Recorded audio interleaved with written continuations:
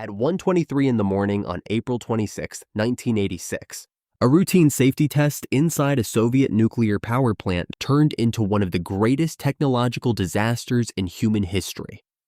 Within seconds, an explosion released radioactive material across Europe, forcing entire cities to disappear forever. The Chernobyl nuclear power plant, once a symbol of Soviet industrial pride, became the site of a catastrophe that would alter the course of history, reshape global energy policy, and leave a scar on the human conscience that has never fully healed. What you are about to witness is not just the story of a reactor that failed. It is the story of human overconfidence, institutional silence, and the extraordinary courage of those who stepped into the invisible fire to protect millions of lives they would never meet. To understand how Chernobyl happened, you must first understand what it represented. By the 1970s, the Soviet Union was locked in a fierce ideological and technological competition with the West. Nuclear energy was not merely a power source, it was a statement. The Vladimir Ilyich Lenin nuclear power plant, located near the city of Pripyat in northern Ukraine, was one of the most ambitious energy projects in Soviet history. Construction began in 1970, and by 1977, the first of its 4 reactors came online. The plant used a reactor design known as the Reaktor Bolshoi Moshnosti Kanalny, which translates to high power channel type reactor. Soviet engineers were deeply proud of this design. It was large, powerful, and could be refueled without shutting down. What they did not advertise, and what many operators were never fully informed about, was a critical flaw buried deep within its physics. At low power levels, the reactor became dangerously unstable. This flaw, known as a positive void coefficient, meant that under certain conditions, the reactor could accelerate its own reaction rather than slow it down. For years, this vulnerability remained classified within Soviet technical circles, hidden behind layers of bureaucratic secrecy and institutional pride. The plant powered entire regions of Ukraine and Belarus, and the nearby city of Pripyat was built specifically to house its workers. A modern Soviet city of nearly 50,000 people, complete with schools, hospitals, a cultural center, and an amusement park that had just been completed in time for the upcoming May Day celebrations. On the evening of April 25, 1986, the night shift at reactor number 4 prepared to conduct a scheduled safety test. The test was designed to determine whether, in the event of a power failure, the turbines could generate enough residual electricity to keep the reactor's cooling pumps running during the critical gap before backup generators activated. It was a test that had been attempted before, and it had failed to produce conclusive results. This time, engineers were determined to complete it. However, the test was delayed for nearly 9 hours due to an unexpected demand for electricity from the Kiev power grid. By the time operators were cleared to proceed, it was past midnight. The delay was significant. The night shift crew that took over had limited familiarity with the specific test procedures. Under pressure to complete the test before a scheduled maintenance shutdown, operators began reducing reactor power. During this process, the reactor power dropped far lower than intended, to nearly 0. This was a dangerous situation. Operators attempted to recover by withdrawing control rods, which are the mechanisms used to regulate the nuclear reaction. They pulled out far more rods than safety regulations permitted, leaving the reactor in an extremely unstable condition. At 1:23:04 seconds in the morning, the test began. Steam valves were closed, and the reactor's power began to surge. Within 3 seconds, the power level spiked to more than 10 times its maximum designed capacity. The operators pressed the emergency shutdown button, but it was too late. A massive steam explosion tore through the reactor building, blowing the 1,000-ton reactor lid completely off. Seconds later, a second explosion, believed by many scientists to have been a prompt criticality event, sent a column of burning graphite and radioactive debris shooting into the night sky. The roof of the reactor hall was gone. Fires broke out across the building, And at that moment, no one standing outside fully understood what had just been unleashed. Within minutes, firefighters from Pripyat and the surrounding area arrived at the scene. They had been told there was a roof fire. No one warned them about radiation. Many arrived without dosimeters. Those who did carry radiation measurement devices found that the readings went off the scale, a detail that was reported upward but met with disbelief. The men worked through the night, pulling burning graphite from rooftops with their bare hands. Within hours, many began experiencing the early symptoms of acute radiation syndrome: nausea, metallic taste in the mouth, skin that turned red and began to blister.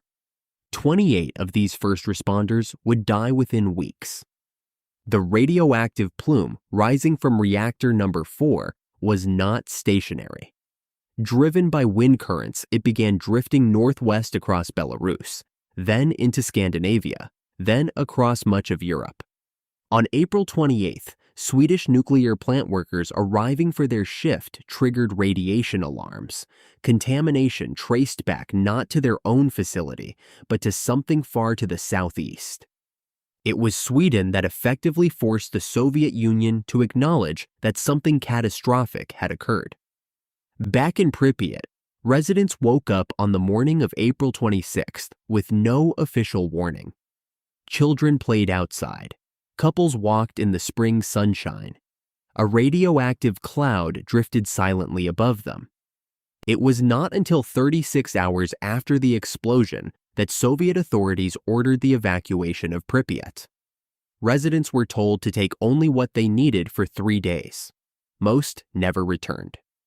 In the days and weeks that followed, the Soviet government mobilized what would become one of the largest emergency responses in history.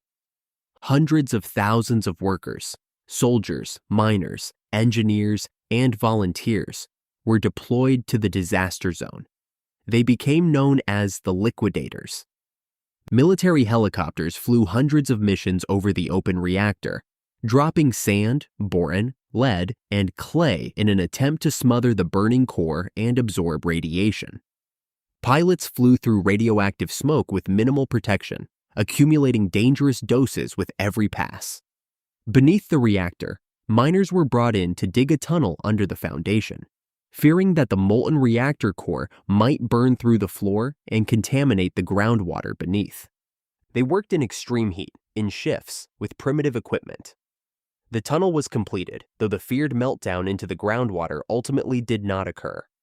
By the end of 1986, a massive concrete and steel structure known as the sarcophagus had been hastily constructed around reactor number 4. It was built under extraordinary conditions, with workers limited to short exposure windows to minimize radiation doses. The sarcophagus was never intended to be permanent. It was a desperate measure, built to buy time. The total number of liquidators who participated in the cleanup is estimated at between 600,000 and 800,000. Many suffered long-term health consequences. Their sacrifice prevented a far greater catastrophe from unfolding across a densely populated continent. Today, the city of Pripyat stands exactly as it was left on the morning of April 27, 1986. Apartment buildings with open windows, classrooms with textbooks still on desks, a gymnasium where gas masks litter the floor, a hospital where the clothing of the first responders, too radioactive to move, remains sealed in the basement. And at the edge of the city, the amusement park that never officially opened, its Ferris wheel frozen in time, slowly being consumed by rust and forest. Nature has not waited for human permission to return. Wolves, lynx, wild boar, and Przewalski's horses now roam freely through the exclusion zone. Without human activity, forests have reclaimed roads and buildings. Scientists studying the zone describe it as an unintended nature reserve, a strange, haunting testament to what the world looks like when people simply leave. The 30-kilometer exclusion zone established around the plant remains in place to this day. A small number of elderly residents, known as samosli, meaning self-settlers, returned to their villages and refused to leave. They lived out their years in the contaminated landscape they called home, tending gardens and keeping animals, unwilling to abandon the only life they had ever known. Chernobyl did not just destroy a reactor. It fundamentally changed how the world thinks about nuclear energy. In the immediate aftermath, the International Atomic Energy Agency convened emergency meetings. The Soviet Union, for the first time, allowed international nuclear experts to examine the disaster in detail. The findings were sobering. The reactor design had known flaws that had not been communicated to operators. Safety culture within the Soviet nuclear industry had been subordinated to production targets and political pressure. Operators had not been given complete information about the risks of what they were doing. In response, the global nuclear industry underwent a profound transformation. New international reporting standards were established, requiring member nations to immediately notify the International Atomic Energy Agency of any nuclear incident.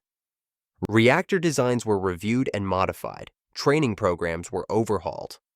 The concept of a safety culture, the idea that every individual in a nuclear facility must feel empowered to raise concerns without fear of punishment, became a foundational principle of nuclear operations worldwide. In 2016, a new structure was completed over reactor number 4. Known as the New Safe Confinement, it is the largest movable land-based structure ever built. A massive steel arch, 108 meters tall and 257 meters wide, designed to contain the remains of the reactor for the next 100 years while allowing remote-controlled equipment to safely dismantle the original sarcophagus beneath it. Chernobyl remains a powerful reminder that even the most advanced technology demands humility, transparency, and responsibility. Today, nature has begun reclaiming the abandoned city, but the lessons learned continue to shape nuclear safety around the world. The silence of Chernobyl stands not only as a warning, but also as a testament to the resilience of those who sacrificed everything to protect future generations. History remembers not only our greatest achievements, but also our greatest mistakes.